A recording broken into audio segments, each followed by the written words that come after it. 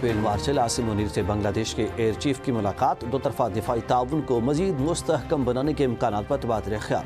Field marshal Asim Munir का बांग्लादेश के साथ देर पा दिफाई ताल्लुकात के फ़रोग़ के अज़्म का इरादा। बांग्लादेश एयरफोर्स के सरबराह की मुसल्लह अफ़वाज के पेशावराना सलाहियतों की तारीफ।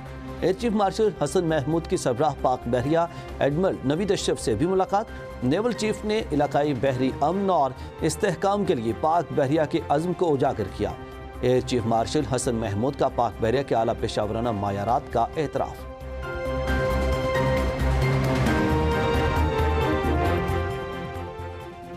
पंजाब में अब जाली मुकदमा दायर नहीं होंगे। ज़िलाई अदालतों में मुकदमा दायर करने से कबल बायोमेट्रिक लाजिम करार, जमानती बांड जमा कराने वालों और बयानात देने वालों को भी बायोमेट्रिक कराना होगी। इतलाक 20 जनवरी से होगा।